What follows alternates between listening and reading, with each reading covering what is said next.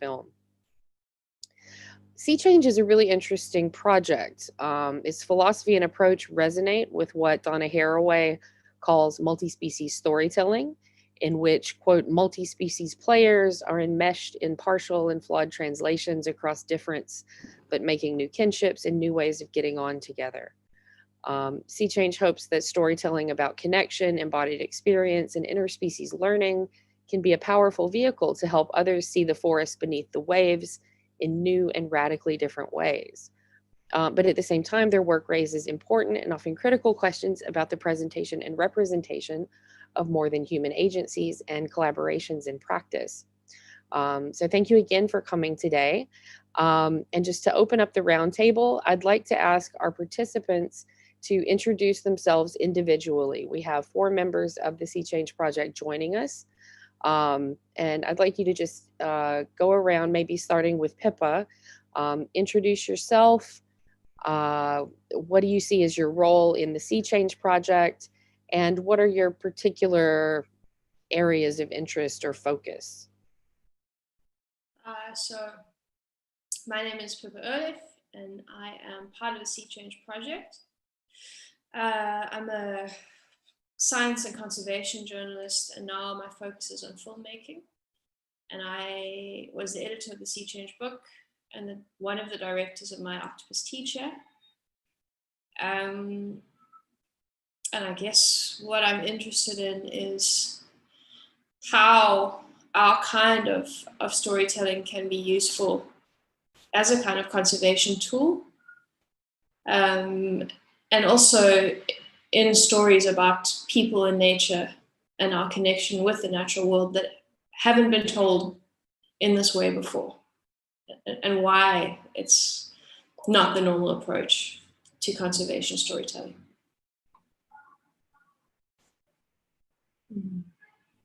Who would like to go next? Swati?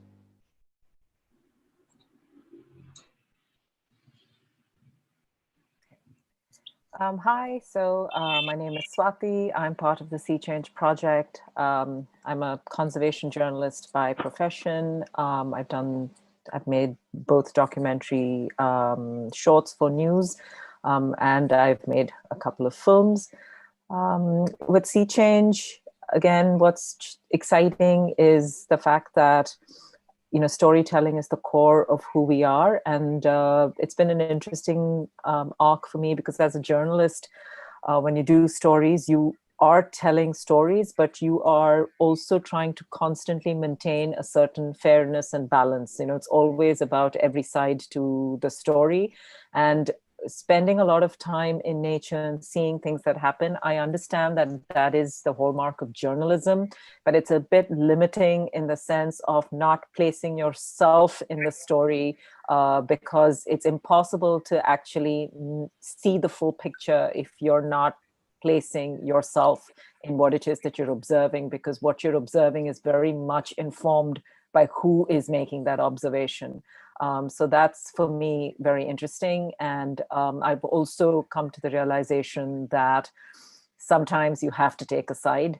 And in that kind of storytelling, it's not about taking a side to hammer home a point over someone's head where you don't agree with their opinion, but it's just that they're very clear on what your stand is in the story. So that's the part of it I find interesting. And as Pippa said, it's really forming that thread between the individual and the natural world in a way that feels organic, that feels natural, and in a way that then allows the person who's hearing the story or feeling that experience to want to change their lives or thoughts or whatever it might be in a more organic way, as opposed to in a way of, oh, you have to do something, or this is your survival or anything like that, but it's something that you want to do because you care. So that's the part that I'm interested in. Thanks. Fane, you look ready. Okay, sure. So I'm Fane Loebser, and I've been with the Sea Change Project for past, I think, 4 or 5 years. My background is in filmmaking, but I also manage communication strategies and campaign strategies, so in the social media end. I've kind of always had a deep connection to nature and the sea from when I was tiny. So it's been something that's interested me for a long time. And I guess as a filmmaker, and not just filmmaker, I mean, I'm trying to find as many sort of media forms to convey it as possible, is finding ways to communicate the kind of sacredness that is felt in nature. And for me, that is, I think, my main interest, is to really share that incredible purity and sacredness within nature.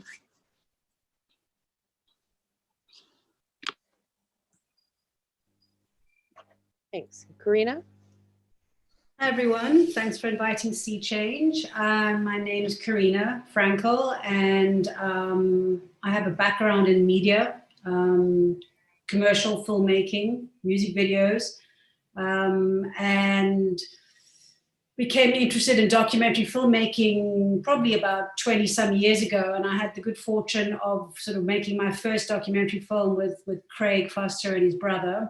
And that was me. I was sold on that format of storytelling, and stayed in contact with Craig over the last 20 years, and sort of stumbled into Sea Change, just being attracted to the stories that are coming out of the kelp forest that Craig and co-founder Ross Freilink had started to document in the form of video and stills. And I guess the producer in me was going, well, what are you going to do with them? Like, what's going to happen? And Ross was going, I'm going to do a story on a sea point, on a promenade, which is a sea-wall. And I was like, well, I'd love to help. And that was about 6-7 years ago. And Ross offered me the position of chair of the Sea Change Trust, which was a real privilege. And I get to tell a different story at Sea Change. It's sort of translating the creative into another creative language, which is communicating sort of a bird's eye view of what we do at Sea Change. And it's really been amazing.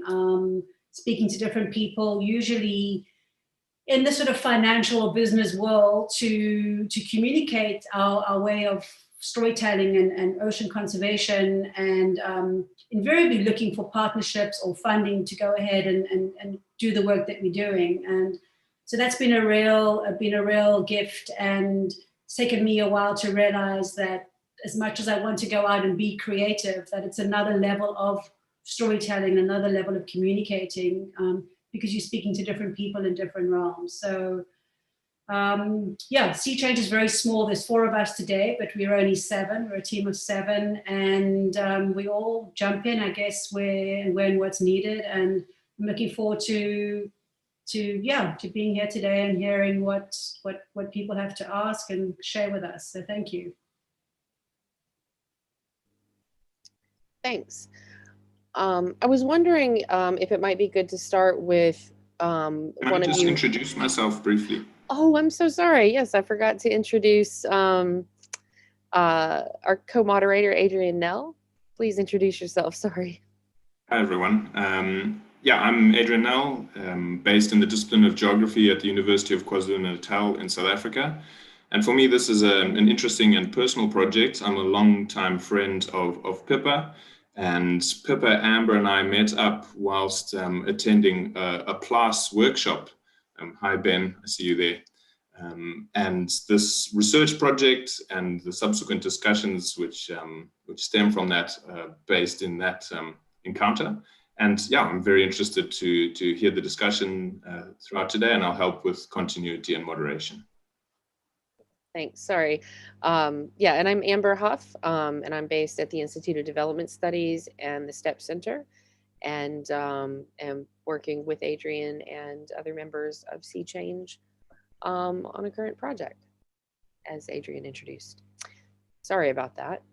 To kind of get us going, I was wondering if one of you would like to give us a little bit of background on what exactly is the kelp forest. So, I mean, we usually think of forests as being very terrestrial, environments. And for some of us, I know some of us here are actually really familiar with the kelp forest as well as divers or swimmers. But for many of us, the idea of a forest underwater is very foreign and very alien. So, yeah, I was just wondering if one of you would like to tell us a little bit about what this is and what it's like to experience. Okay, so the kelp forest, to start with, let's start with the geographical distribution. It covers 1/4 of the world's coastline. So even if people are not familiar with it, about 25% of the world's coastline is covered by kelp forests. Here, where we live in South Africa, it sort of extends for about 1,200 kilometers up our sort of west, towards Namibia. And then it extends out for about 100 meters depth on average into the ocean. This is giant marine algae. That's what kelp is. So it's part of the marine algal system that keeps the oceanic life in the oceans actually going, and life on Earth going in a big way, because it's from marine algae in the ocean, which is phytoplankton, really in a big way that all of us breathe. So no matter where you live, every second breath that you take comes from the ocean, and that's thanks to marine algae. And kelp is part of that marine algal system, albeit it's a giant marine algae. Kelp in itself as a plant consists of sort of like a 3-dimensional structure. So it has a holdfast. So it doesn't have roots that go into the soil. It sort of holds on to rocky substrate at the bottom, at the benthic layer of the seabed. And then it rises up to the surface on these stipes that are gas filled. And then it has fronds on the top, or blades that the individual fronds are called. And it reaches up to the sun, as in any plant requires the sun for energy and food and all of that.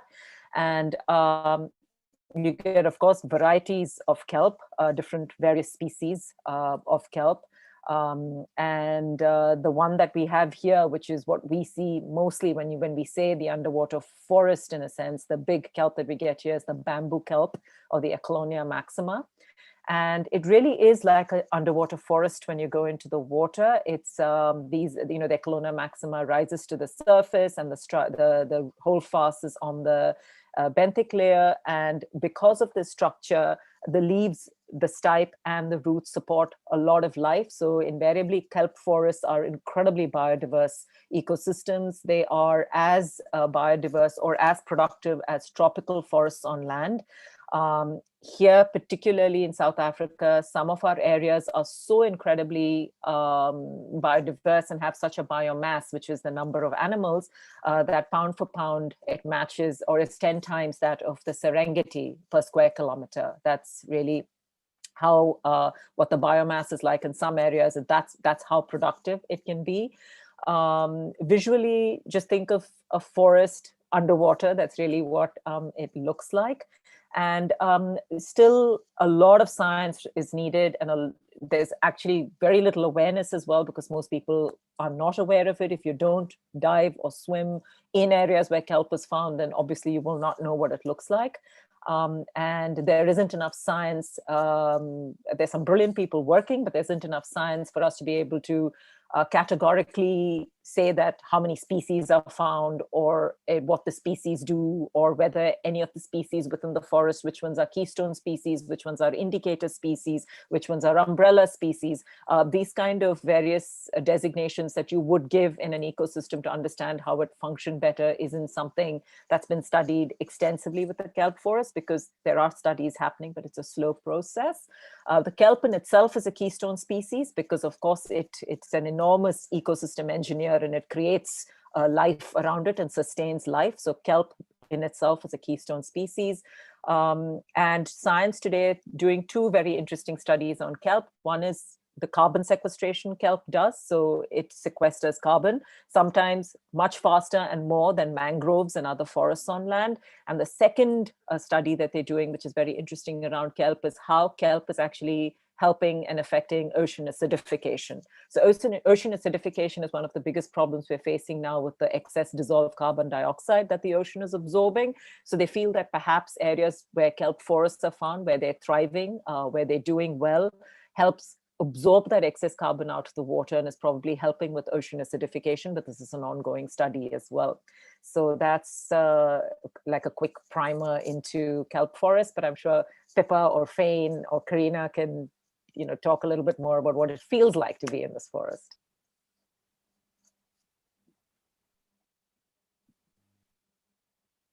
Would either of you like to follow up? How about you, Fane? Hang on, unmuting myself. No, I think Swati gave a very, very good introduction to understanding it from, I guess, an intellectual perspective. In terms of a experiential space, I mean, it's just, you kind of have to do it in order to really understand, but it's like having this incredible 3-dimensional liquid space with kelp stipes extending up to 10 meters above you. And you're flying through the space. That's what it feels like. At times, you're swinging through like a monkey would, like in Tarzan, and you're grabbing onto kelp stipes and you're flowing through the forest. So it really is, it's just like one of the most extraordinary spaces to be in. And then, of course, you have these light rays that come streaming through the fronds and the refractions and play of light. And it's, yeah, that's insane. Super beautiful. Do you have any particular experiences or anecdotes from being in the forest that you think might help elaborate on what it's like to be there? And I've heard the word magical used to describe it by multiple of you. I mean, I think magical is something that one can apply to most natural spaces. It's when you really get into it, there's a like extraordinariness that develops out of that which is perceived to be ordinary. The kelp forest is just like particularly insane. I would have to say that. In terms of specific experiences, I mean, I think from my early childhood, I'd say that for me, kelp has become this sort of space where I've always felt extremely safe. There was a moment when I was, I think, 6 years old, and my brother and I were swimming in this seemingly protected bay, and all of a sudden this rapid movement of water started sucking us out. And the kelp was the only thing there that I could reach out to and hold on to. And my brother grabbed onto my foot, and it was that prevented us from being swept out to sea as 2 super young children. So I think, yeah, kelp's kind of a safe space for me. And I think it's a safe space for lots of different animals that live in that environment as well. It creates a shelter. So yeah, I don't know, someone else can speak to other experiences. Yeah, I think something that happens, and it's not just because of the kelp forest, it's also because of the freezing cold water. And the fact that you're holding your breath, and the fact that you're often making yourself quite vulnerable because you can swim very far from the coast and into big waves, and you never know what sorts of animals you're going to meet out there. But on some of these dives, the experience can be very, very intense, and it just brings you like straight into the present. And that feeling of heightened awareness, which becomes even more heightened because of the cold, combined with the absolute beauty of light flickering through moving kelp leaves above you, and sometimes big animals coming into view, sometimes small animals doing crazy things that you never imagined, that starts to become a magical experience. You are left with a sense of awe.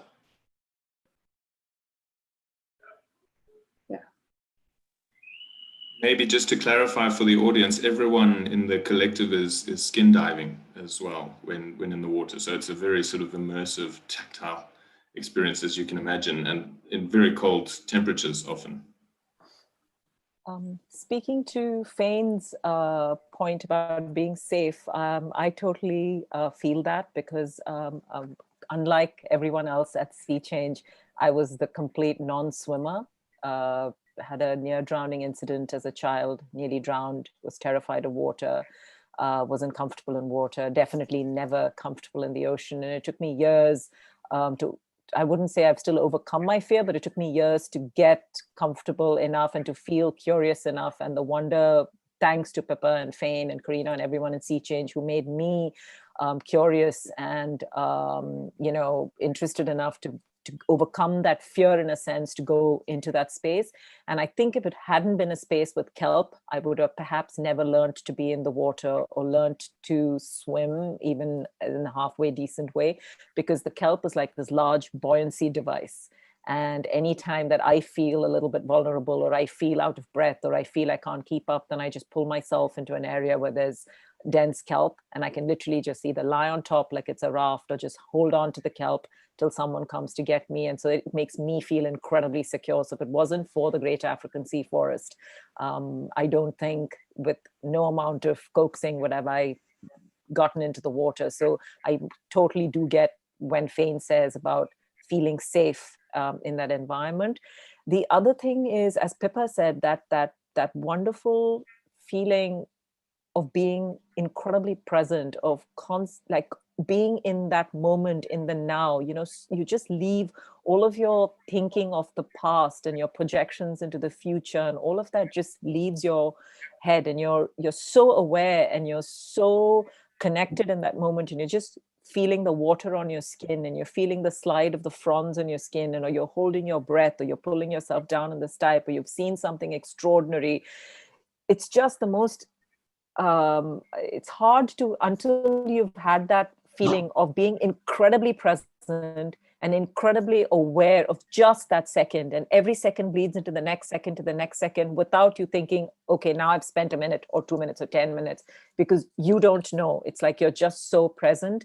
And it feels like this should be the birthright of every human being, to actually feel like that. It's who we are designed to be. We should be like that the whole time. So it's this extraordinary 10 minutes or 15 minutes or 20 minutes that you go in there, where you just unlock yourself and you let yourself be that slightly wild human you're designed to be, is what, for me, is where the magic comes. Yeah, and I also think something, checking I'm unmuted, and a question that we ask ourselves often that's specific to the kelp forest is, we know that this environment has been around for hundreds of thousands of years, and we know that human beings have lived on this coastline for hundreds of thousands of years. And we've sort of wondered if using the kelp as a buoyancy device, being able to use the kelp as something to pull yourself down on, could have been one of the things that got people into the water 100,000 years ago. Could it have been something that our ancestors used as a kind of gateway to learning to swim? So it's definitely alive in our psyches.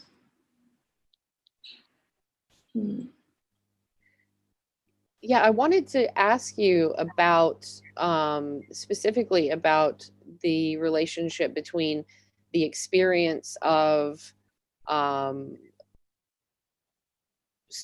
diving in your particular way of doing it.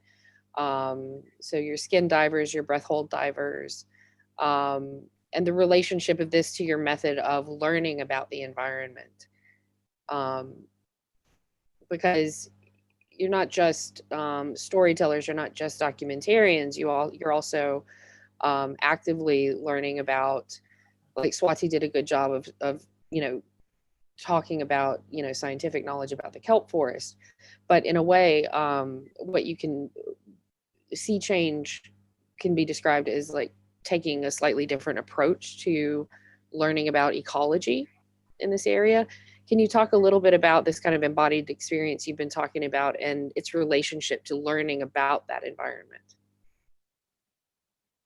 So I'll just start a little bit. So we talk about this idea of a hive mind and living science. And we say that because all 7 of us are going into the kelp forest very, very regularly, and we are discovering mysteries and sharing stories about things that we've seen.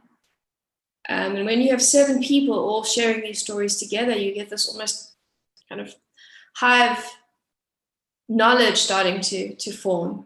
And we discuss those things, and then we start solving the mysteries collectively.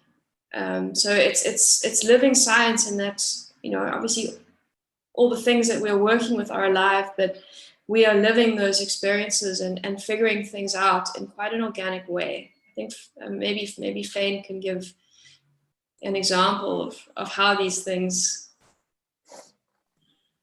An example. I mean, I guess to further Pippa's point, it's really, and I guess other people's points, when you're in this space, there's a total presence to your current situation.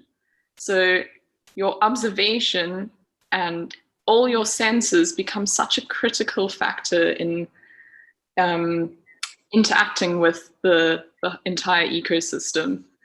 I mean, I think we are still learning how to become observant. I think a lot, you know, animals have a far better or wild animals have a far better sense of being observant and being able to sense things. And I think what we're trying to do is get back into that and to remember that aspect of our wildness, and to remember how to sense and experience the world and observe it. And I guess kind of one of the main ways that we are doing that is through this underwater tracking, which was something that Craig had started developing based on his experience and time with the San people. And those people, of course, are extremely connected to the wild. They are, in their own way, like fully wild, and I mean that in the best possible sense.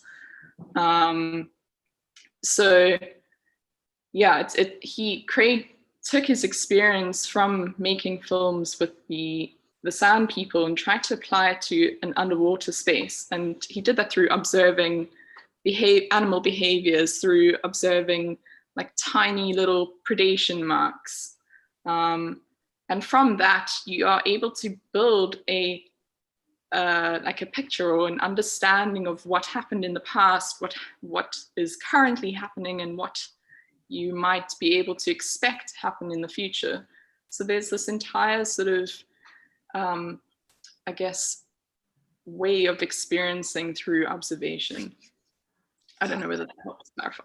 Quite a cool example would be sometime last year, we had a team meeting, and Karina arrived at Craig's house, and she had this amazing video on her cell phone of baboons that had come down to the rocks at a place called Castle Rock, and they were turning the rocks over and eating something.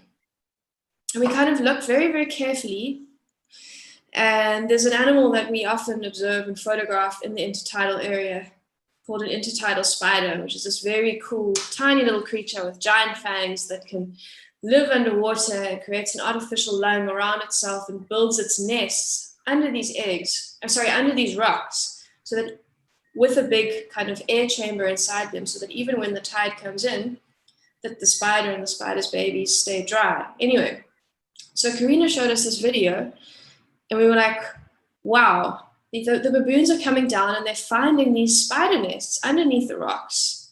And that was like a big aha moment. Now, when we walk along the shore and we see all of these rocks that have been turned over with the empty spider nests, 2 years ago, we would have thought, you know, the tides come in and it's rolled the rocks around and that's what's happened to the spiders. But now we know actually the tide's been really low, the baboons have come down and they've just been smashing all those nests.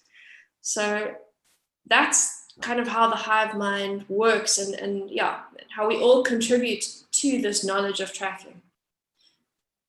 and yeah, which feeds into a scientific understanding as well of the ecology. And I think not wearing wetsuits and having scuba gear and all of it is, you know, the environment is quite intimate. It's not, you know, there aren't wide spaces between kelp types that, you know, I'm not saying you can't go in, and a lot of people go in with scuba gear and dive in the kelp forest. But for us, apart from the cold and, you know, the experience of adapting to the cold and what the cold in itself does for your physiology and your mind, apart from that, just to not go in weighed down or with the suit and the scuba and all of it, it's a very intimate space. A lot of the animals are very cryptic, very hidden, very small.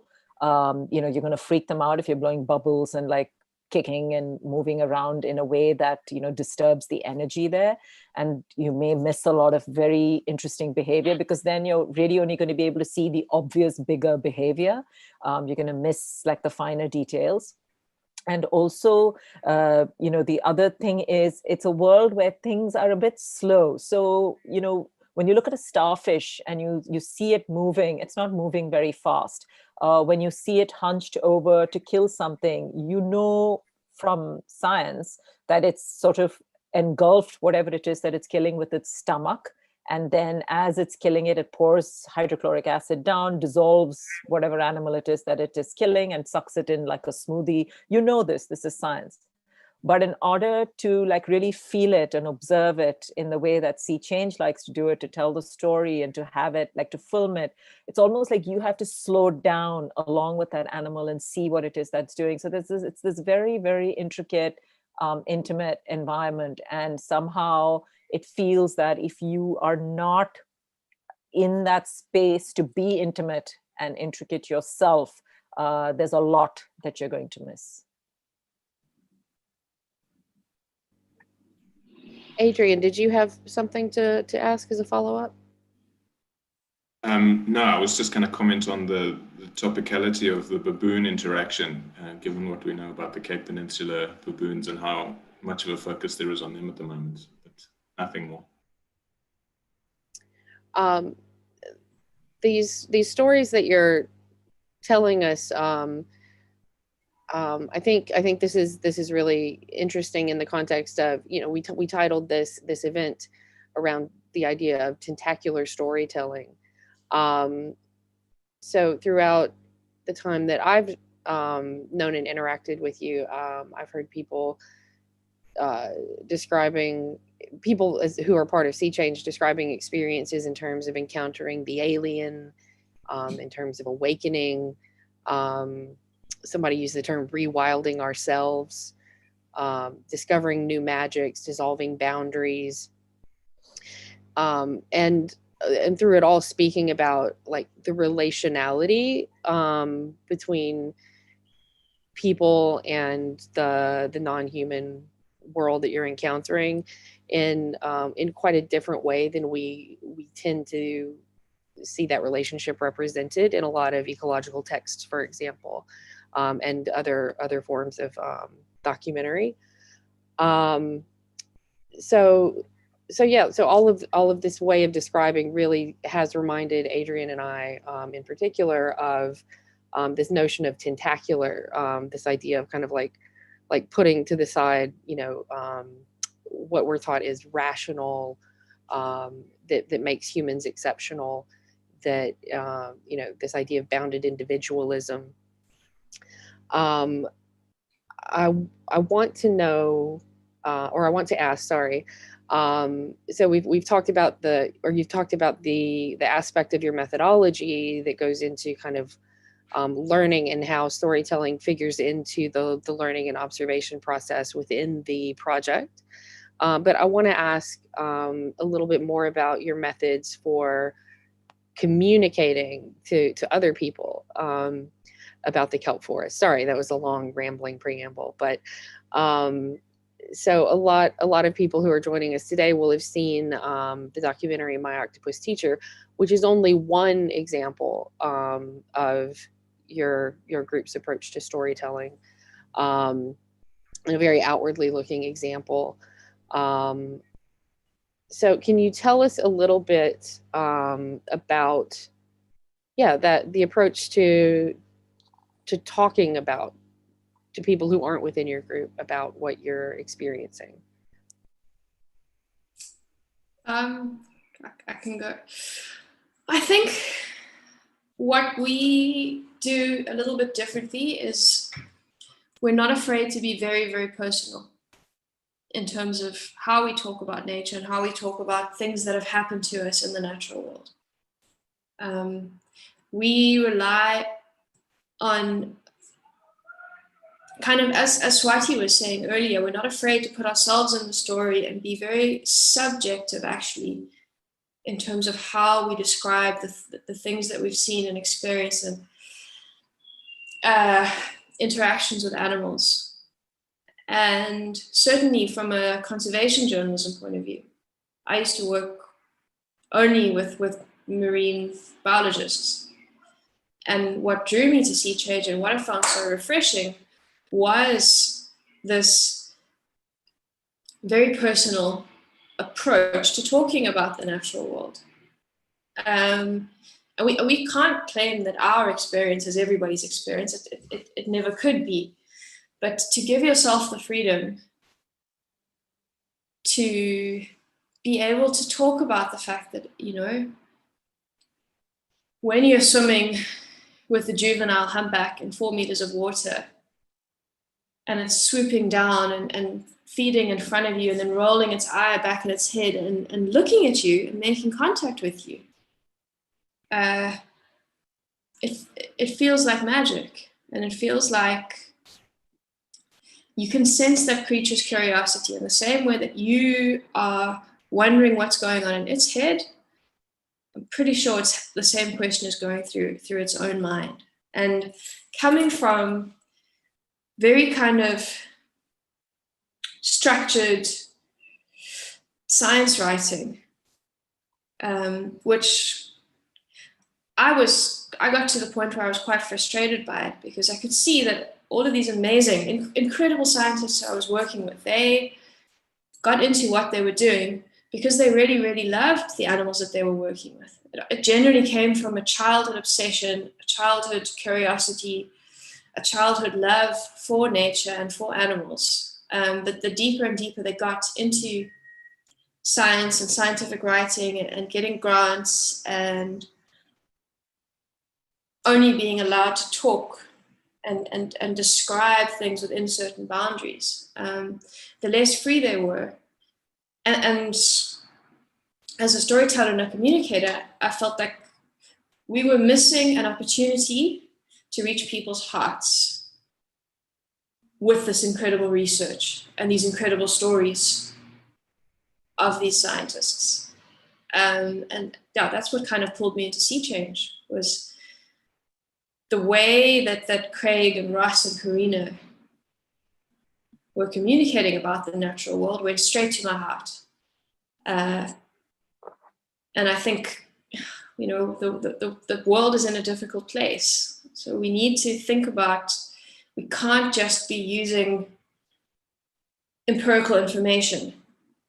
It is very important, like it's absolutely critical, don't get me wrong, I'm not undermining it in any way, but there are other ways of communicating as well that are valuable when it comes to conservation storytelling. And that's the first thing that Jane Goodall says, is if you want to change someone's behavior, speak to their heart.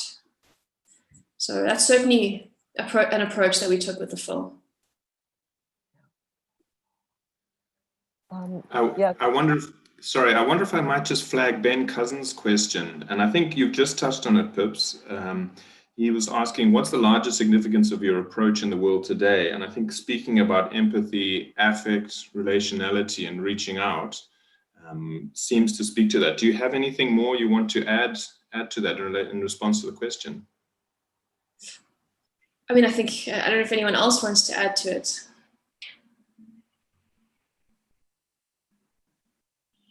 No? Yeah, well, I mean, I guess what we're doing is an experiment. We actually don't know. we're not sure what the results are going to be, but certainly from the response we've received to the film, and I'm hoping Karina can jump in because she's been monitoring everything. We've at the very least, we've reached an audience that would never normally engage with natural history, would never normally be part of this conversation about people and nature. You know, for better or worse, at least people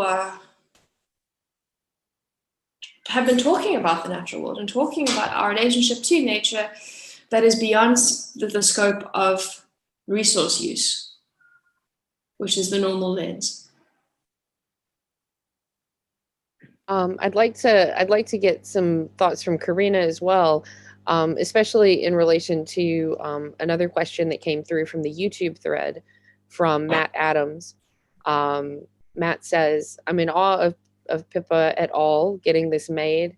As an academic involved in the power of narrative and multi-species storytelling, I'm keen to hear about the cultural appetite for getting stories like this told. So what, you know, what sorts of feedback have you gotten in regards to what Matt calls this cultural appetite?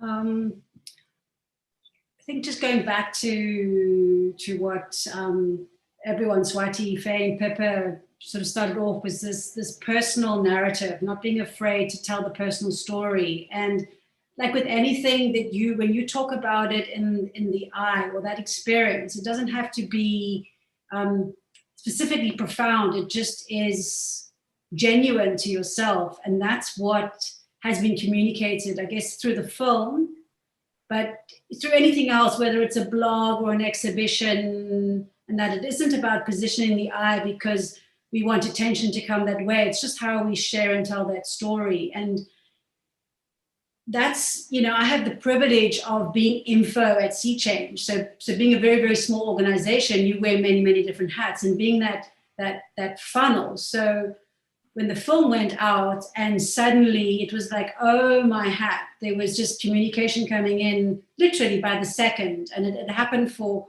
possibly for 3 weeks. It just came in, and you couldn't even read it fast enough. But I would say that 99% of the response was one of connection, where people felt actually good about themselves, as opposed to being smacked on the knuckle because you've been told something horrible and you feel really bad, because we are all part of what's going down, this sixth mass extinction, which is as a result of human play.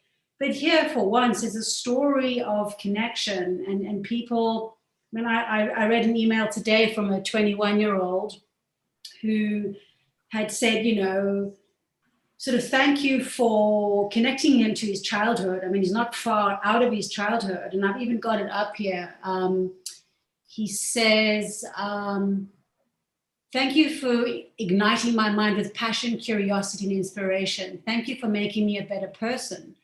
A person that wants to make an impact and turn this world into a better place to live in. So this is a 21-year-old male.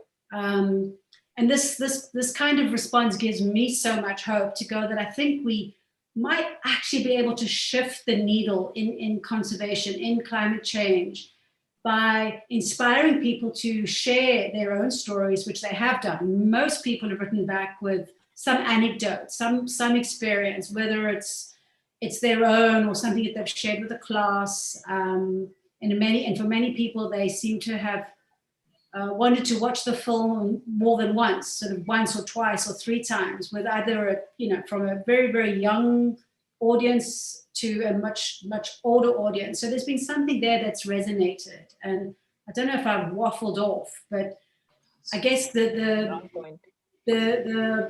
biggest, the hope for me is when you see a film like ours go out, and then hot on its tails, you get this incredible film by Sir David Attenborough, and you go, oh my word, you know, it can feel overwhelming at times. Like, why are we doing this? It feels quite hopeless. I mean, maybe I should just spend more time and just dive, you know, because it's pretty amazing. But you feel like, you know what, maybe we can actually make a difference. And I think, you know, if we've got folks like you, Adrian and Amber and Nathan that are going in and looking at this emotional ecology, this way of storytelling. And if we've got some big name organizations coming to us and going, what's your formula? We're like, what do you mean, what's your formula? We don't have a formula as such, but if we can get a formula out there, and if it can tip the needle and it can make a positive difference, then I'll continue doing what I'm doing till the end of days, because it actually is amazing. It's a lot of fun, and we get to speak to people like you. So thank you.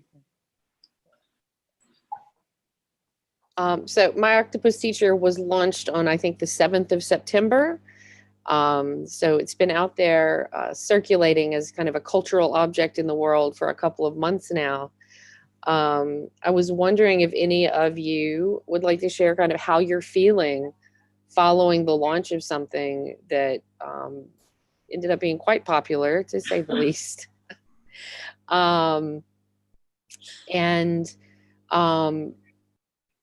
There has been, just from looking at social media and things like that, just a spectrum of response to it, from, you know, people crying to getting really, really angry, to just being moved, to calling it, you know, erotica or the scariest horror story ever written. So that's just kind of like the spectrum, thinking about things on Twitter and other social media. So can you talk a little bit about how you're feeling post-launch, and maybe give an example of something, a really memorable, maybe unexpected reaction?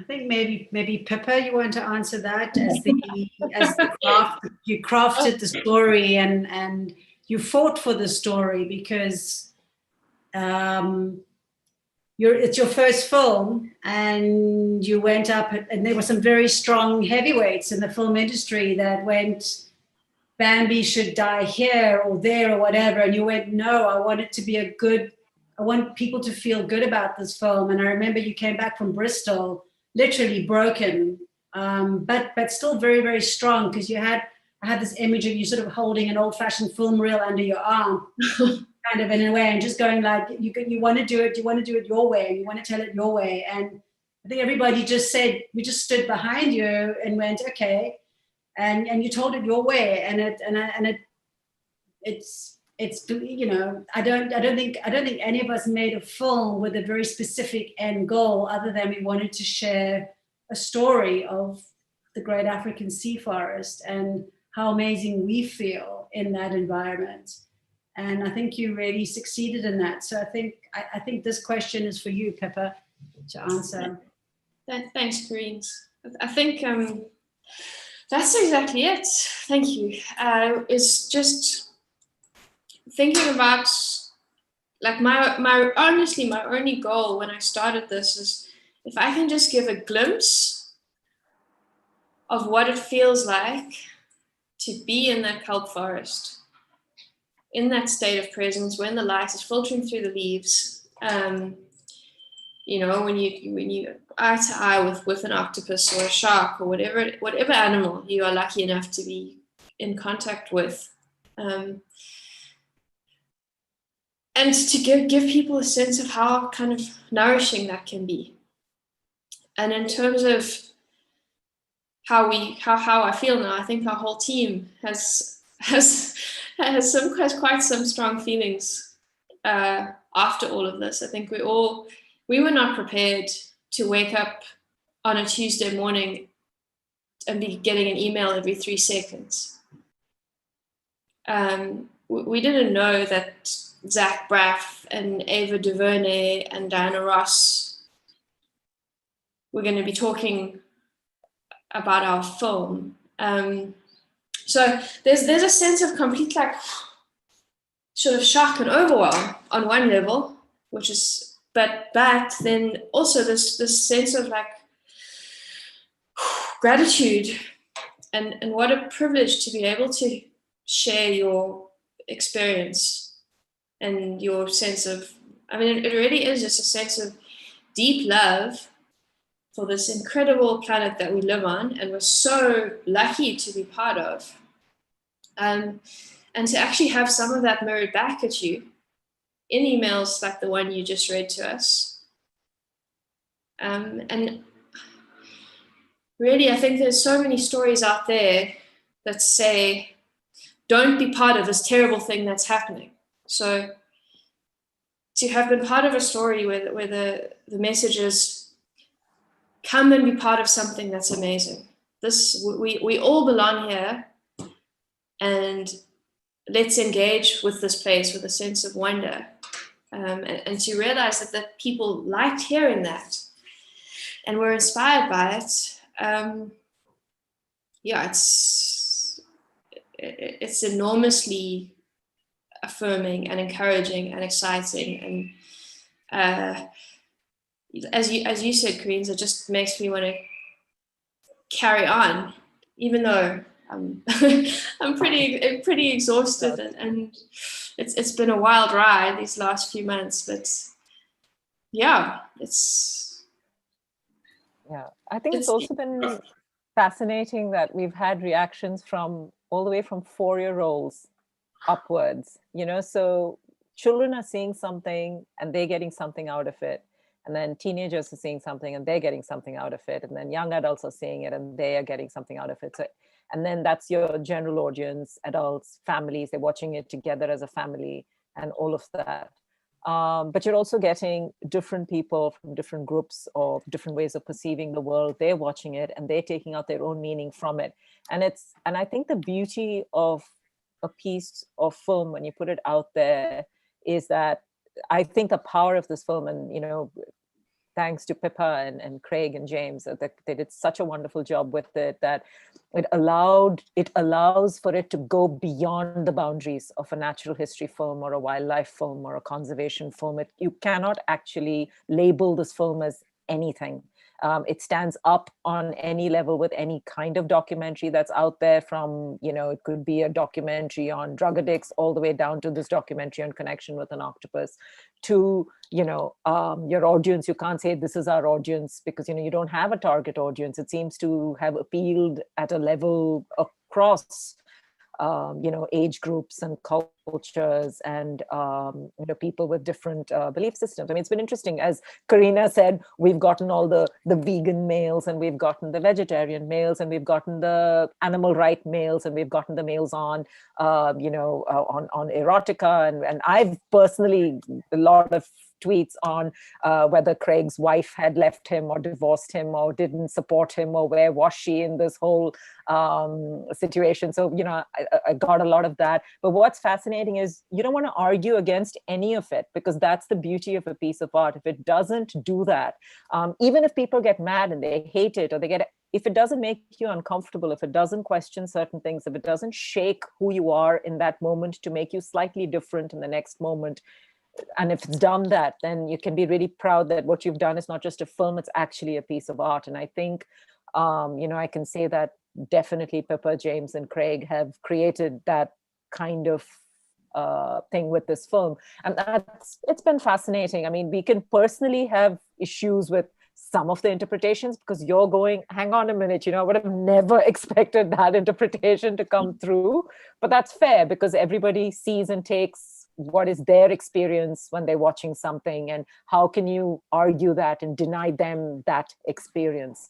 So it's been very, very interesting, all the way from celebrity endorsements down to those massive Twitter threads on erotica, and then having wonderful email coming from children who are like sending us sketches of octopus, and 4th graders who've just done a big project on octopus and have written to Mr. Craig Foster. And it's been very interesting and lovely and wonderful altogether.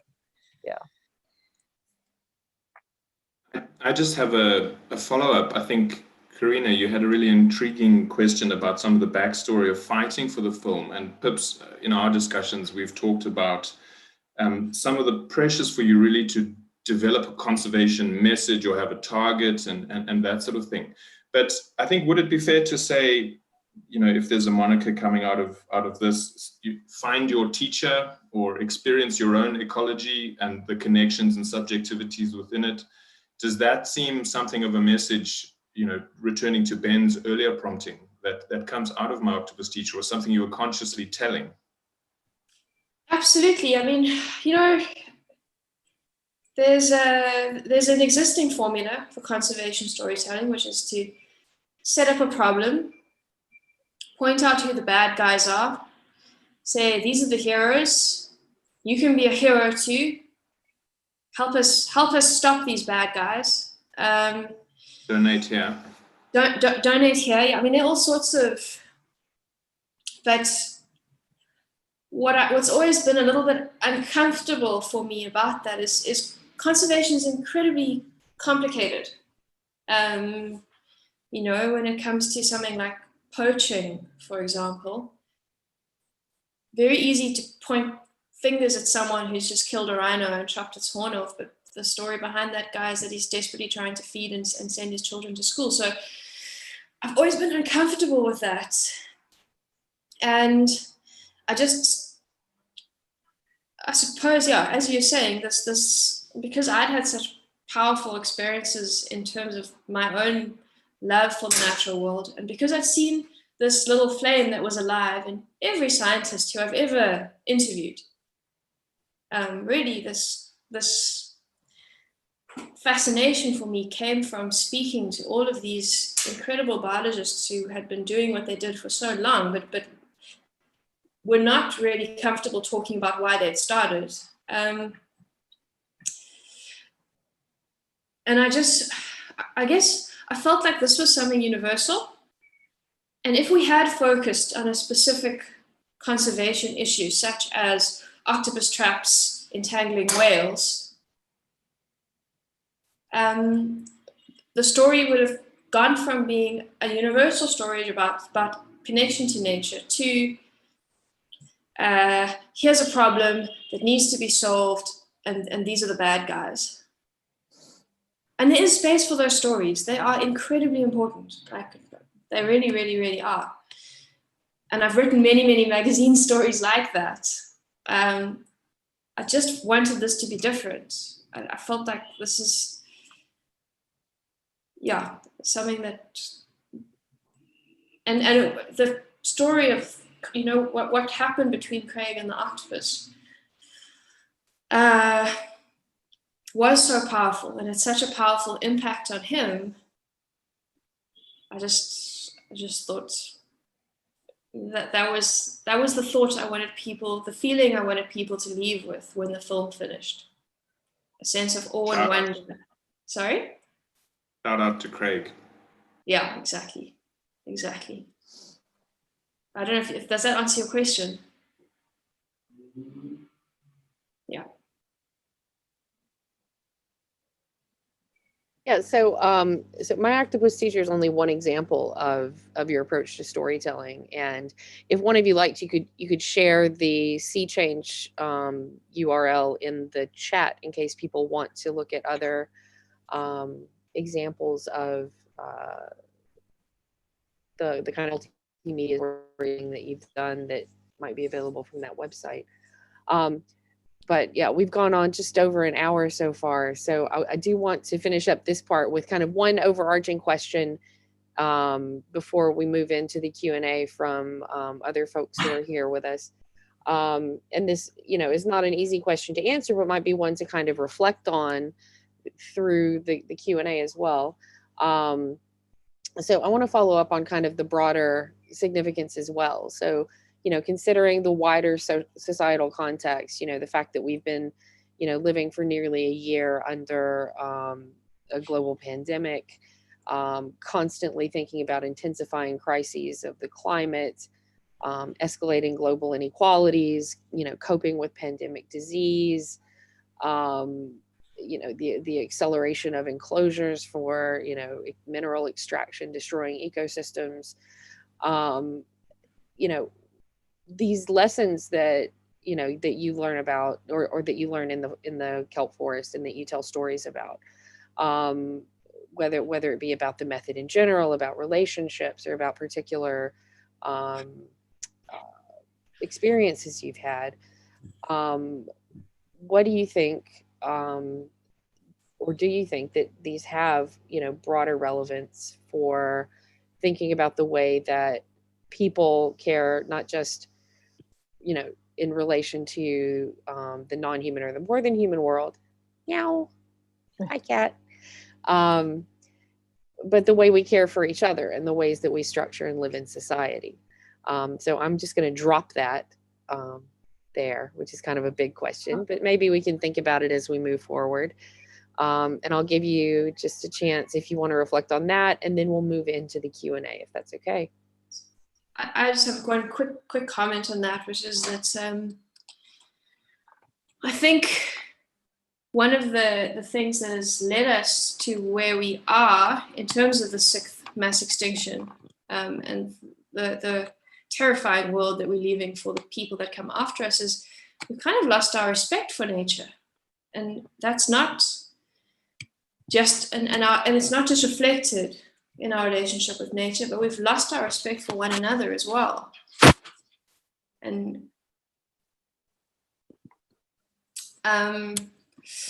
I think we've had a comment that's come up often, and it was something that Swati kind of jumped on very early on, because in the beginning we were actually getting a lot of criticism for not having a specific conservation message and not making a traditional impactful.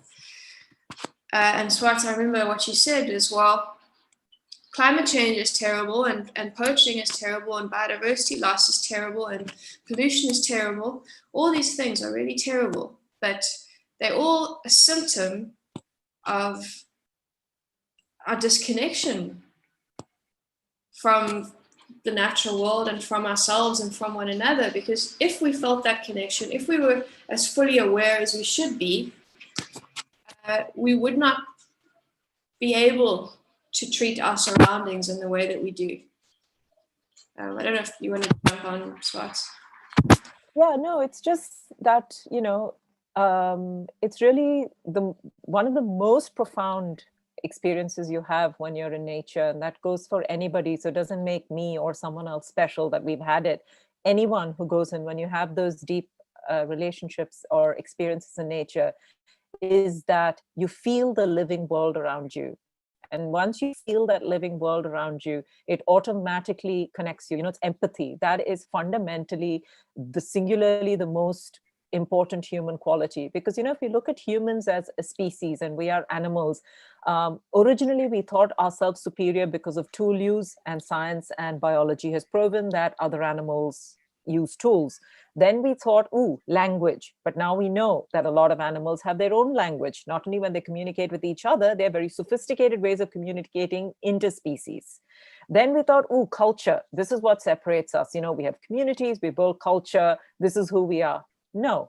When you take whale pods, for example, humpback whale pods in Australia have different accents to their clicks than do humpback whales in South America. That's a kind of culture. The way they learn to hunt certain species as opposed to others, that's a kind of culture. The matriarchal system that they function in, the way they pass knowledge down, that's a kind of culture. So tool use, culture, language, everything that we thought, like, you know, that would makes us separate as a species, that's out.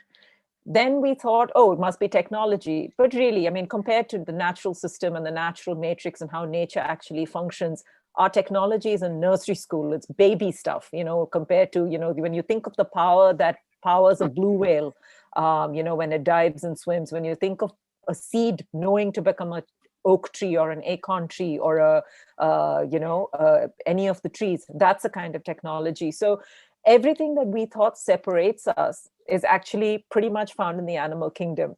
If there is one thing, it's translated differently in animals, but if there's one thing that not separates us in the sense of separates us because we're too bound in nature, I mean, as in perhaps is the one thing that makes us human, as in slightly different, if you were looking at qualities, is empathy.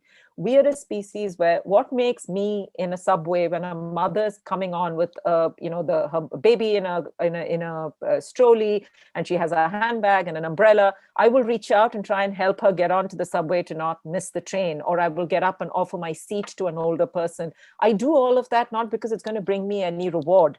I'm not going to get something out of it. It's just something most humans will do. Most humans on this planet are kind, decent, empathetic people. And that empathy, that when it starts to erode, and as Pip said, when that disconnection starts to come in, where we start disrespecting each other, then the cascade of stuff that translates into what happens is huge. This reminds me of a story I read a long time ago about the Black Forests in Germany, where the scientists were studying the last pack of wild wolves, and prospectors there had found tin deposits. And then they wanted to come there and I think do exploration to see if tin and nickel was found in those mountains. And this would involve strip mining. There was a couple of small communities living in the area, and they said that if they allowed for strip mining to happen there, it would, allow the economy to improve. It would bring jobs to this area, which was very depressed. This would allow maybe a school to open up, allow medical centers to come in. So they had this great argument on why the strip mining of this area of Black Forest should be allowed, because it would be so economically beneficial and so much better for the people. The two scientists studying the wolves there fought the idea of strip mining, because strip mining just ruins the entire environment and would mean the loss of habitat for this last pack of wild wolves. And people said, oh, but they're just wolves. There are people here in this community, struggling. So why are we even having this conversation? It should be a no-brainer. And one of the scientists wrote a letter saying, today it is wolves. Tomorrow it will be another community of people for the greater good. Where do we stop? So I think that is really the big question. And I think in terms of bringing out that idea of connection, for us to make and feel those connections, that is what, when empathy grows, then you organically, automatically want to be better, do better. It's love at the end of the day. When you love somebody, you want them to do better, be happy, not because you're getting something from it. It's just you purely want that for that person. So if we can create that between us and for us as humans, just between humans, and for humans and the natural world, I think we could change the entire way we're doing this. Yeah. I'm glad the story at the end also implicated capitalism, though, because I'm sure a lot of academics in this forum might also want to mention that. Over to you, Amber. Yeah, I was thinking the same thing. I'm like, but how do you teach capitalism empathy? But I think from there, if everybody's all right with it, we can start taking some questions. We've had a couple come through. One is you mentioned an impulse of sea change is not being afraid to put yourselves in the story, and you've discussed this from the perspective of the human and the human-animal encounter story. But what about the kelp forest story? Could you talk more about your role as storytellers, negotiating with your own impact on the kelp forest, both when you're diving in it and when you tell its story? Yeah, so I think that's a really important question. I'm glad that someone asked it. And it's something that we kind of are very aware of. And we're evolving in our approach all the time. We also, and one of the things that I've been thinking about a lot, for example, is, we really wanted to showcase the Great African Sea Forest. We wanted to make this ecosystem well known, and because we wanted people to see value in it. And part of that value would be getting people from all over the world wanting to come and experience it and dive here. Because if it's got economic value, talking to capitalism again, our government's more likely to want to protect it. But the impact of that in terms of having more and more people in the environment is really something to consider. And I think one of the things that we might want to do this year, and we're now planning our impact campaign around the film, but we didn't have the resources to run an impact campaign 4 months ago. Now everything's different, but one of the things that I'd quite like to do is get all of the tourism operators who operate in and around Cape Town to come into one place and talk about how we're going to make sure that this happens responsibly. And that, people are not standing places where they wouldn't be standing, or engaging with animals in a disrespectful way. And actually, I think most operators around Cape Town are really good. All the ones that I've been out with have been very, very conscious of their impact on the environment. And from a more kind of storytelling point of, specifically from a storytelling point of view, I think,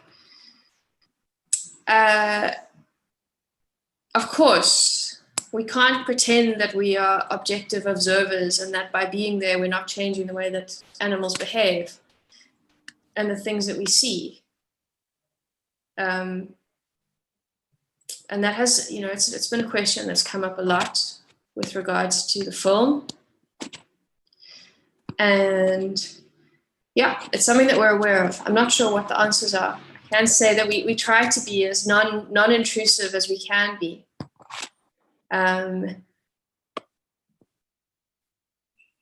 Yeah, and I don't know if anyone has something to add there, Fane? Maybe to speak to that. I think in terms of how we approach this environment. Jane, could you speak up, please? Sorry, is that better? Better? Good? Okay.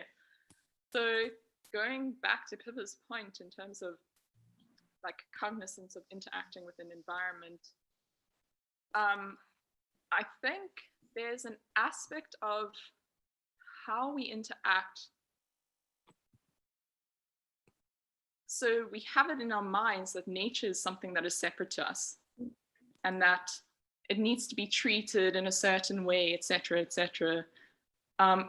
Thinking that we are separate. And I think the more time you spend in an environment, the more you realize that your environment, you are as much a part of it as it is a part of you. And when you enter that state, it's like you automatically respect it. You automatically interact with it in a way that is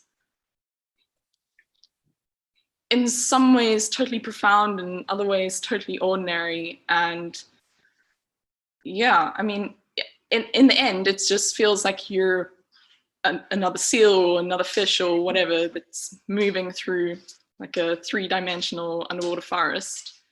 So yeah, there's like a mindset shift where you're not thinking, oh, this is how I have to interact with nature. It is some sort of space I'm going into that is different from me. It's just, you're there and you're present and the environment is you and you are the environment. Yeah, and that's unfolding respect is just something that happens naturally. And the environment responds differently to you as well when you go in with that space of mind, I suppose. I think these sharks that we swim with often, they're called spotted gully sharks. And they're these beautiful, really, really fast animals, and they aggregate in big groups. And every time I swim out of them, I have to like give myself a bit of a talk in my head before, because if you approach them with the wrong, I don't want to say energy, but if you barge in there and you're trying to get a photograph and you start chasing one, they all just disappear. That's it. They're gone. You miss your chance. But if you float quietly on the surface and you pull yourself carefully down the kelp stack and you don't kick your fins and you just sit there quietly holding your breath and holding onto the kelp, you can have 30 animals circling around you, brushing your skin, you know, kind of touching your mask, and they don't mind you being there. Yeah, and it's so by being non-obtrusive, you have much better and far more authentic experiences, actually. I don't know. I mean, I hope we're answering the question. If anyone wants to redirect us, that's also fine. I think that was well done. Just to add to Joanna's question, I mean, part of the story of this kelp is at least one of resilience in the face of climate change for the moment, at least from my understanding of the changing ecology there. Maybe I think Ben Cousins, you've got your hand up. Nathan, it's a bit of a break with the request to get people to type the questions, but we can make an exception. Nathan, are you able to unmute Ben so that he can put his question? And then we've also got Jen, and I just note Bart, just yes, from Cork and Ireland, just noting the importance of this kind of work. So thanks, Bart. Ben, over to you. Yeah, thanks. Thanks, Adrian. So I'm a retired academic who moved to Simonstown at the beginning of the year, and I've been swimming in the kelp forest a lot, and trying to teach my 4-year-old granddaughter to snorkel at the same time. And the other day I came across a spear fisherman at Miller's Point who'd caught a 2-ton fingerfin. And Miller's Point, where the octopus movie was made, is actually a bit denuded of catchable fish. And I said to him, this guy, look, you know, what do you have to catch and eat these beautiful species? And he came up with the argument, well, you know, given the fact that most meat that most protein that I can buy is produced by industrial farms, this is surely a more appropriate way to feed myself protein. And so that really shook me. It's like an argument for extractivism based on some sort of ecological argument about sustainability. And I've always been very sympathetic to sustainable use arguments, for example, in community wildlife programs. But since being in the kelp forest, I've questioned my own assumptions about this and thought, well, you know, is it not basically based on the notion of, you know, the nature is there to feed us? And so how do we reconcile these things? You know, we do need to be able to allow small-scale fishermen to have a living. At the same time, we need to encourage a very different attitude. And it seems to me there's an inherent tension there. So I've also noticed that in the last couple of months that people that I'm in the water with do talk about the octopus movie. So I think it is making an impact. But I think the challenges to rethinking how we relate to nature are actually not at all easy. I don't think there are any easy answers to this at all. And I think that we're all needing to experiment a great deal. And I think Pipa's probably right. You know, more dialogue with people who take tourists around the coast with the fishing industry and so on is actually at the core of this. And it's finding ways to amplify those conversations somehow or other, and not clear, neat, like how to do it type of answers, something along those lines. And I think that's actually a really, really great point. And this is where hard science, biological research could not be more important, because those kind of intricate understandings of the environment, you know, we need biologists to help us figure this stuff out. And when it comes to spearfishing, for example, what I always say, and we meet a lot of spear fishermen like this, is, you know, I look at them and I say, you know, you just shot a fish that's like, you know, it could be 40 years old. That red Roman that you just shot has been swimming around this place. He was probably the leader of his family because he's big. And in those fish communities, you have one male and lots of females. And because you've shot him, you've slowed down the breeding rates of that family a whole lot, because now one of the females is going to have to go through a whole process of changing her sex. Most of them actually know that some species of reef fish live for like 60 years.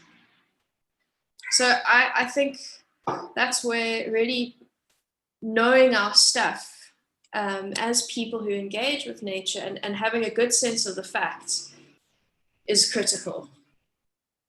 But it's not simple either. And the answers are not simple.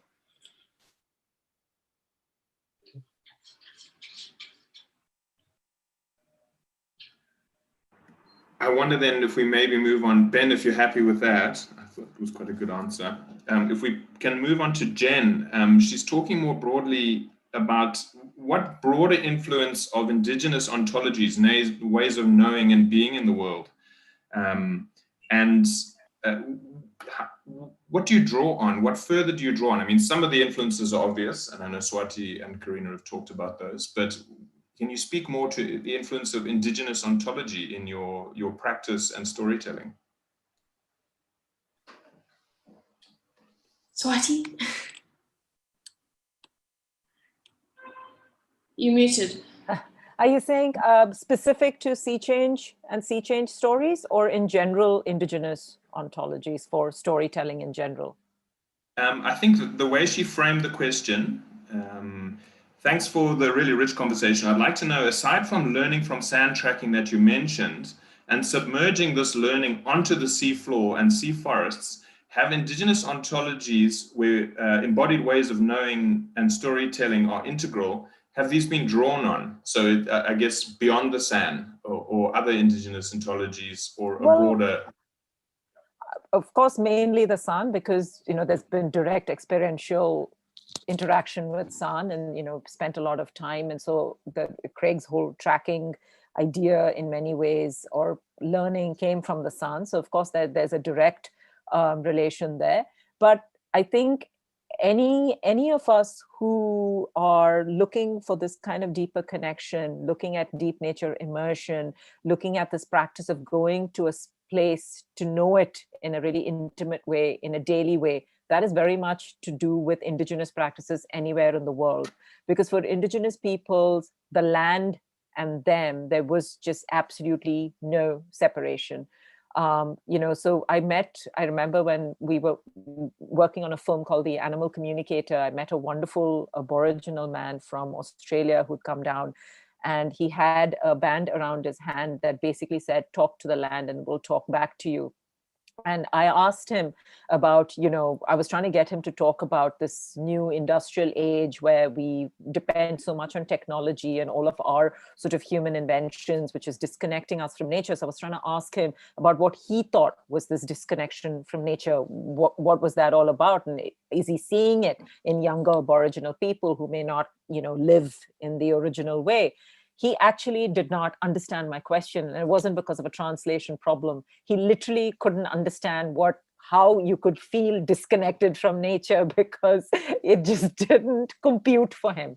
So finally, like, I was trying to like rephrase this question in 10, 20 different ways. And finally he just stopped me and he pointed around him and he pointed to the sky and he pointed to a rock and he pointed to a bird and he said, rock, sky, river, bird, all of it. He used a word like Wallaja.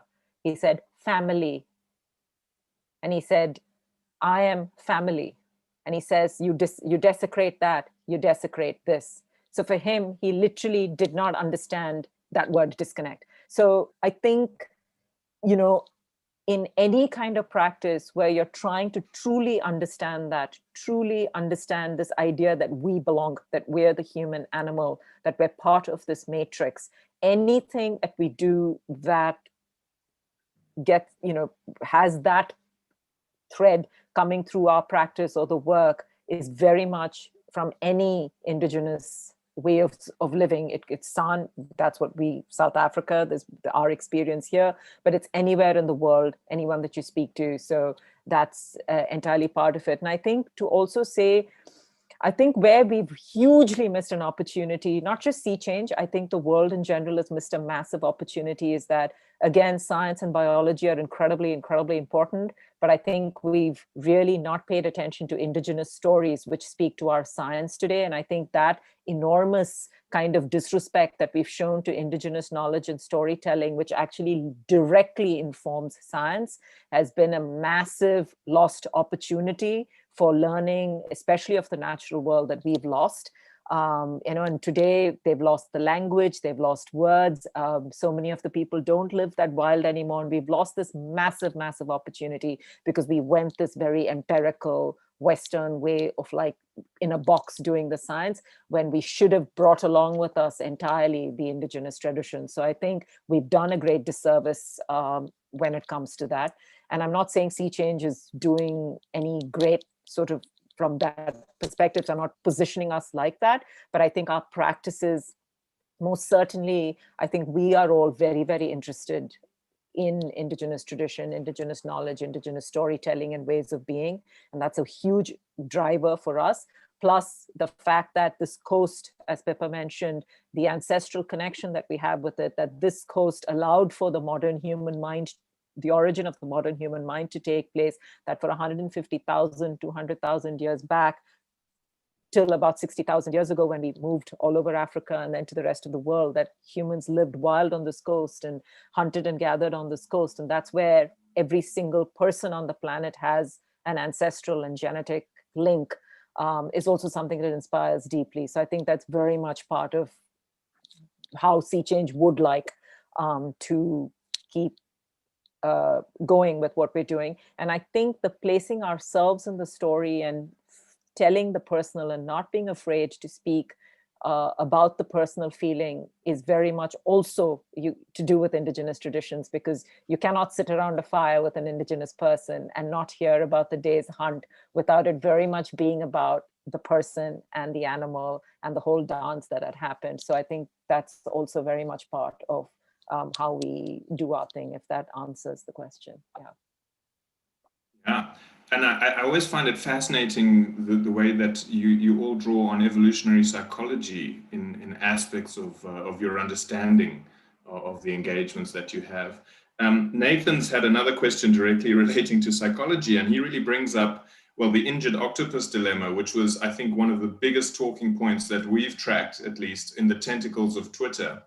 And he's pointing there at the sort of boundary between observation and intervention. And yeah, I wonder if any of you could speak more to that dilemma. On the one side on Twitter, we sort of had ecofeminists and queer sort of theorists asking why not engage more directly to intervene.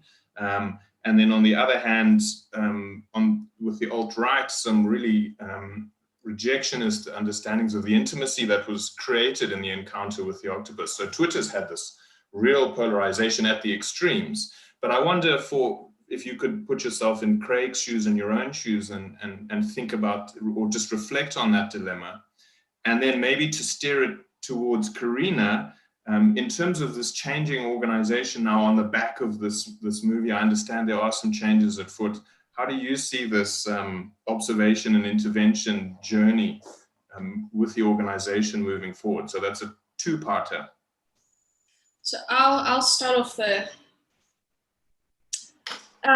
shark attack story, which as the person who was trying to get into Craig's head for very, very long time, this was certainly the part of the film that I struggled with the most. And people have even asked me, like, why is that the message that you told? Why did you want people to? And kind of found it a strange question, because it's not the message that I wanted to. We were sharing Craig's story, and I think it's something that he struggles with. Why he did what he did. Should he have behaved differently? I think anyone would struggle in a situation like that. And I don't really think there's an answer. I don't know what I would have done in that situation. And I also think that as human beings, we're evolving all the time.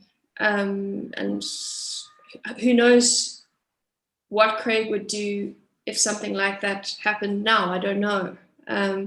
Certainly something that we speak about often, and maybe Fane will elaborate on this later, is we told a story about the octopus, of course, but we're having experiences with all animals all the time, and that ecological web is so complex and so active. And one of the things I'm actually really sad about, maybe my only regret with the film that I reflect on often, is the pajama sharks have come out really looking like the bad guys. Exactly. There's been negative press about the bad guys. So a friend of mine who works for Save Our Seas, the organization I used to work for, was painting a mural. Putting up artworks for an outdoor exhibit the other day, and there was an image of a pajama shark, and someone came up to him and was like, you know, these pajama sharks, like they are terrible creatures. Did you see what they did to the octopus? And I think that's yeah, we actually tried to balance that better in different versions of the cut, but it just didn't fit in terms of telling a powerful story.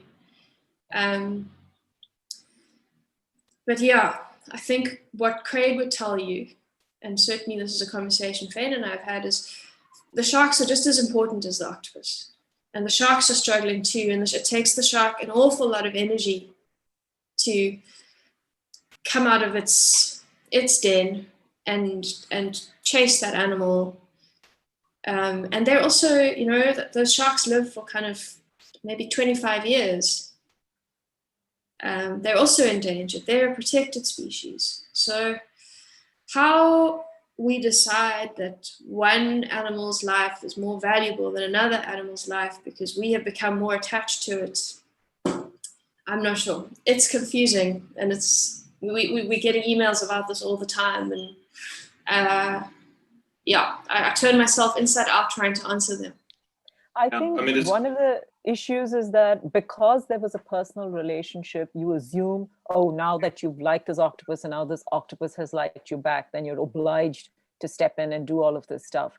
Just so happened that this beautiful bond formed, but it formed out of observation and being there every day, which means it wasn't just the film was about this bond with the octopus, but if you were in that environment every day, you see sharks from when they're little eggs, like, you know, somewhere, and you see that shark develop, and you know what it takes, the amount of predation that happens for that shark to actually hatch. And then it's a tiny little pajama shark that like comes out, and for that little animal in the kelp forest with the hundreds of predators there, for it to then still survive to become an adult pajama shark. And then when you see that pajama shark predate on an octopus, whether you particularly love that octopus or not, personally, for me, as someone who's been in wilderness for over 20 years, I really think that level of interference is not something that comes easy. It's not something that should come easy. It's good that it's a debate because it's always interesting. As I said, again, everybody relates to a situation differently. But I think it's a very hard decision to make at that point, because just because you didn't have the same bond with that shark, it doesn't mean you love it any less, because you have seen what it takes to be a shark in that environment. And the octopus that everyone loves so much wouldn't be as charismatic and as intelligent and as fantastic if she didn't have this predator challenging her day in and day out. You would just not have this incredible mollusk that grabbed all of our attention. You know, without that shark, most of her reactions and intelligence and the way that she is, that made us so excited about her, would just not exist. Yeah. And I guess there you're speaking to broader points about not anthropomorphizing the story too much. Consider the subjectivity of the octopus, the shark, and Craig, or any one of us that might find ourselves in those sorts of situations. But I just want to talk, you talked about evolution. I wonder about then, as a last question from my side, Amber, just for Karina, where is Sea Change evolving to from this point?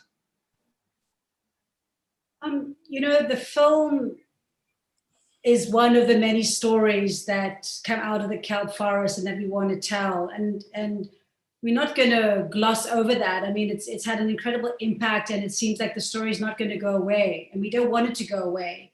But as a conservation organization, we have always wanted to tell the story, but to reach audiences that Netflix won't get. You know, and as Pipa, as the director, had decided that it wasn't going to be a conservation film as such. So here's an opportunity now with the film to go out and reach audiences in other ways of storytelling and engaging. So we've got quite a few projects that we are working on and that we will get involved in the next year, the next couple of years. A big part of it is we look at it nationally in South Africa. looking at an outreach campaign where we can reach audiences in South Africa through public engagement. We would like to work with local ambassadors from different regions in South Africa, that it's not just a sea change story and this is what went out. It's about an interpretation around using the film being a catalyst. So we have these, we would like to go out and tell stories using exhibition as an art form, using performance, live theater, puppetry in as many different languages as we can in South Africa, as well as creating a global sea forest alliance. As we've mentioned, as Swati mentioned right at the beginning, 25% of our global coast is kelp forest. It's largely unknown. The film has done a great job. The octopus has been an incredible ambassadress to talk about this unseen environment that is so important if you're looking at biodiversity having a role in climate change. So we've got this opportunity now, and what the film has done is certainly open doors of engagement. So we have this incredible opportunity to talk to people in different realms, in conservation, in filmmaking, to look at really meaningful partnerships. But Sea Change at its core is a very, very small organization. We don't want to land up really changing the ethos of that. So we want to go out and continue to tell stories about this environment and inspire people and inspire other people to tell their stories. So it's not about growing massively, but it's about creating a robust organization that can engage meaningfully. So to the extent that we've got a formula or a story or a film, it's like, here it is, take it, not you need to pay this to use it. It's like we really want to create as much of any resource that we have for anybody who really wants to engage with it in whichever way they want, provided they're not going to be, making huge amounts of money out of it, because the film actually belongs to Netflix.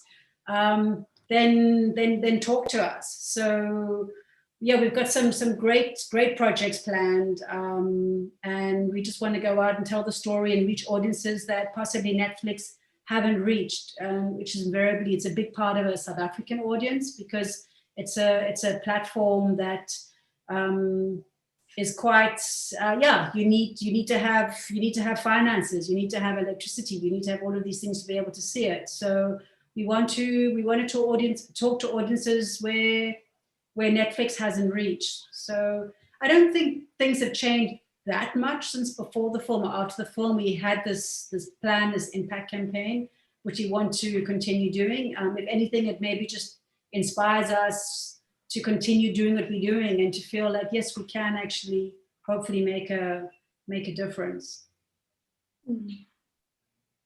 And we are specifically trying to protect our sea forest. Yeah, and convince our government that it's an important thing to do as well. Yeah. Folks, just in the interest of time, I'm going to just move to Bart quickly before we go to Amber to conclude. Bart, Nathan, can you bring him in? Yeah, just very briefly, because that very thing has happened to me in terms of power on a machine running out. So the real world, it's been a fantastic debate, presentation. I want to thank all the people involved. As indicated earlier, from Cork, Ireland, we're an island nation surrounded by water. And my work all my life has been in education. So the kind of question I have really is whether or not, the kind of thing I would think ambitiously as a seconded teacher working for the education system over 30 years, listening to this now, is how would I get octopus into every school in Ireland? And the last speaker mentioned, Netflix owned this. So that is my question. So if, say, the Irish nation, the Irish food system, wanted to access octopus to motivate a whole new generation to look into our seas, then thanks for a very, very interesting presentation. So there's a super simple answer to that, which is that Netflix has this amazing kind of platform for their documentaries where if it's an educational or community screening, and if it's free and it's specifically aimed at teachers, you can show the film to whoever you like for free, as long as you don't charge for tickets and you don't use it for fundraising. All that they ask is that you play the film using your Netflix account or download it onto an iPad and then project the film from there. So, yeah. And I think Karina, once we are hoping to build a kind of viewing platform and have a whole lot of resources for teachers that want to use the film in that way. But as we said, we just want it to be useful in the world. Thanks, Pippa, and thanks, Bart. I think I'm gonna pass back to Amber, but thanks from my side for a really great discussion, and thank you for all the questions.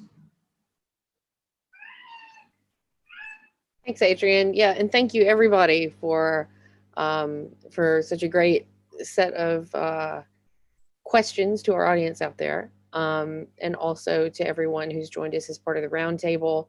Thank you so much for your reflections, for adding to the debate and sharing your experiences. And this has been a really nice way to spend a cold afternoon in the UK on top of everything. Thank you so much. Thanks, everyone. Thank you. Thanks, everyone. Thanks you. Thanks a lot. Bye. Bye-bye. Bye, Karina. Thanks. Thanks, Nathan. Well done. Cool.